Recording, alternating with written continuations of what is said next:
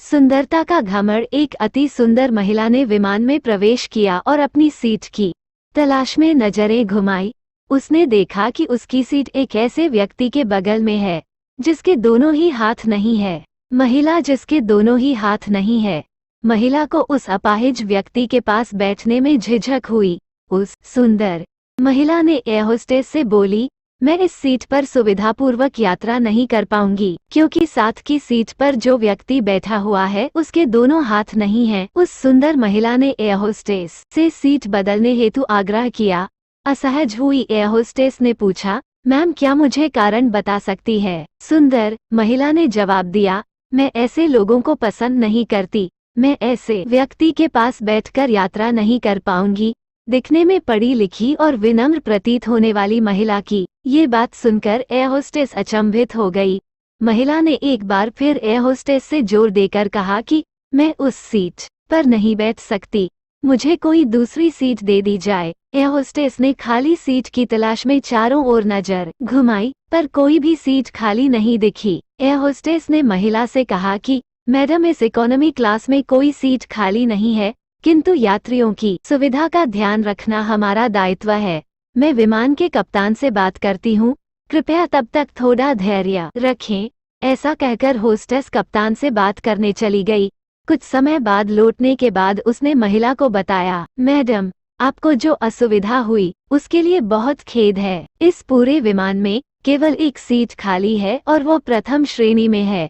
मैंने हमारी टीम से बात की और हमने एक असाधारण निर्णय लिया।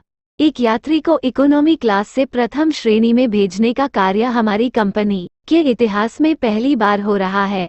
सुंदर महिला अत्यंत प्रसन्न हो गई, किंतु इसके पहले कि वो अपनी प्रतिक्रिया व्यक्त करती और एक शब्द भी बोल पाती, एयर होस्टेस उस अपाहिज और दोनों हाथ विहीन व्यक्ति की ओर बढ़ गई और विनम्रता पूर्वक उनसे पूछा, सर, क्या आप प्रथम श्रेणी में जा सकेंगे?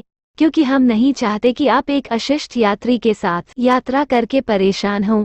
ये बात सुनकर सभी यात्रियों ने ताली बजाकर इस निर्णय का स्वागत किया। वो अति सुंदर दिखने वाली महिला तो अब शर्म से नजरें ही नहीं उठा पा रही थी।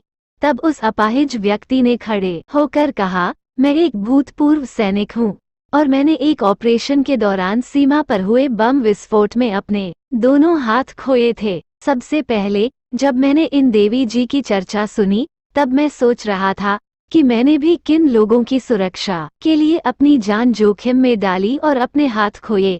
लेकिन जब आप सभी की प्रतिक्रिया देखी तो अब अपने आप पर गर्व महसूस हो रहा है कि मैंने अपने देश और देशवासियों की खातिर अपने दोनों हाथ खोए। और इतना कह कर वो प्रथम श्रेणी में चले गए। सुंदर महिला पूरी तरह से शर्मिंदा होकर सर झुकाए सीट पर बैठ गई और देशवासियों की खातिर अपने दोनों हाथ खोए और इतना कहकर वो प्रथम श्रेणी में चले गए। सुंदर महिला पूरी तरह से शर्मिंदा होकर सर झुकाए सीट पर बैठ गई। अगर विचारों में उदारता नहीं है तो ऐसी सुंदरता का कोई मूल्य नहीं है। अगर आपको कहानी पसंद आई तो चैनल को लाइक और सब्सक्राइब कर दीजिए।